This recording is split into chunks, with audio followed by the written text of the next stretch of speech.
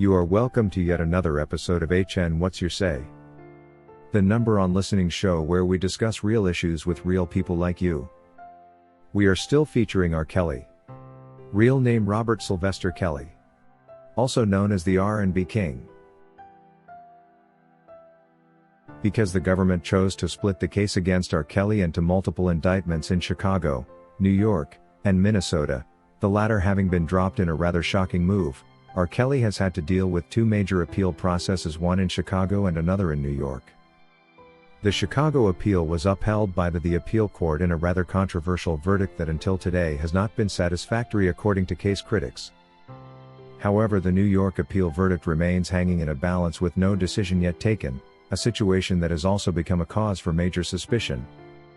The government, together with their court counterparts, have a bad history of playing delaying tactics while they twist records and facts to favor their case against the R&B King, like they did with the commencement of the New York trial for years, while they used this period to leak R. Kelly's prison communications, and to tamper with defense witnesses to win them over to the prosecution. There is therefore good cause to worry when the New York appeal decisions are stalled, unlike the Chicago one, which was announced a lot quicker with all its inadequacies.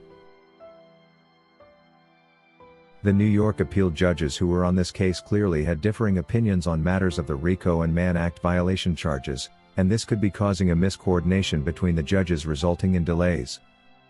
We all listened to the judge who was so loud and clearly against the R&B King that kept questioning Bonjean's argument around the enterprise concept. According to this judge, for as long as there was an enterprise in the picture, even if the enterprise was not necessarily rooted in crime as a common purpose, R. Kelly becomes guilty of RICO violation. This is rather ironic for a trained judge to think this shallow and imagine that every situation where an alleged criminal happens to be a part of a registered enterprise, the RICO Act, it's automatically violated even though the members of the enterprise do not necessarily share in a common illegal purpose. What the judge fails to realize, however, is that this would make every single case where the suspect or defendant is a trained or talented personnel working with any organization a RICO situation. The trial judge's argument will turn thousands if not millions of cases from the past into RICO situations, and this is not the intended purpose when the law was enacted back in 1970 as a deterrence for criminal gangs and drug cartels. There is no doubt that if the judges disagreed on certain facts, this would likely result in a miscoordination and therefore a delayed decision. Any sane person cannot agree to such a definition of a RICO enterprise, and if the stubborn judge sticks to his guns, he will have a rough time getting away with this one.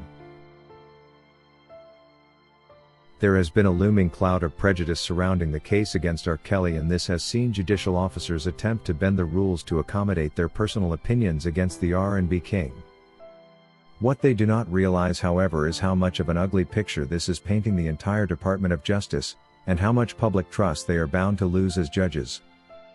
Judicial officers just can't go around breaking every law, simply because they believe by gospel truth that a man has got to be found guilty regardless of whether the evidence says otherwise. Even a 10-year-old who understands English will be quick to tell that RICO is not meant to target criminals inside enterprises, but criminal enterprises harboring criminals. You just cannot separate the word racket from RICO. There must be a sort of gang or organized group rooted in crime as a team with the common purpose of breaking the law by engaging in illegal activity as a group. In the case against R. Kelly, what is being regarded as a RICO enterprise is a legitimate music management group that did not have a common illegal purpose but a legal one, and this was to manage and promote R. Kelly's music business.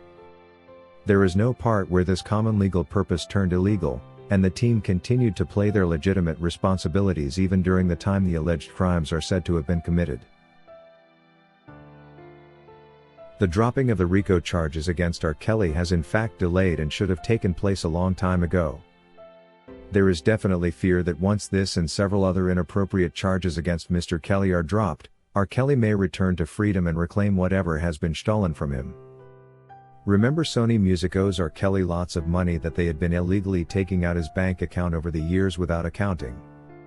Sony therefore has all the motive to wish R. Kelly death in prison like they did Michael Jackson back in 1993. On the other hand, and on the brighter side though, the New York appeal judges appeared to be in consensus when it came to addressing the outrageous forced labor charges. During the appeal hearing, They all sought to understand how a single act of sexual contact with Geronda Pace ended up baptized forced labor, which legally should feature a pattern of involuntary activity over a period of time. And even when it comes to the forced labor charges in relation with Faith Rogers, they are also centered around a single encounter when a gun allegedly happened to be on the table. But she had been enjoying consensual sex with R. Kelly as an adult woman over the months before this incident. And even after this particular event, she continued to see him voluntarily. She cannot therefore suggest that this was forced labor, yet it was simply a repetition of an exercise she and Robert engaged in and enjoyed from time to time. If we followed her argument, Faith Rogers, or call it that of the government prosecution, all marriages or relationships where the family man possesses a firearm would qualify as cases of forced labor, considering sometimes the couples do engage in sexual relations when there's a gun in the house. Shame on the trial judges who allowed such malicious charges to be imposed on the R&B king, and later on rewarded the accusers with guilty verdicts against R. Kelly like there was nothing irregular here. Considering the numerous legal mistakes that were made by the trial judge and yet the malicious goal was to lock up R. Kelly for life, there is plenty reason to believe that the New York appeal judges may have registered mixed opinions causing the delayed decision. According to Lisa McRae, they are doing this on purpose. This level of conspiracy is more than wicked. It's necessary to note that setting this precedent of corruption means that women can come forth with cries and lies and get millions of dollars from celebrities. Where does it end? This can ruin the entire justice system. Who will have the courage to even take on this corrupt government? To be honest with you, I am grateful that no harm has come to the defenders of R. Kelly. I also see that our government won't punish the corrupt officials, but will instead pursue successful black people to defraud them of their hard-earned money. If you wish to take part in a live interview on this channel discussing any of these topics, let us know by emailing us on sashahnnewsroom@gmail.com for scheduling.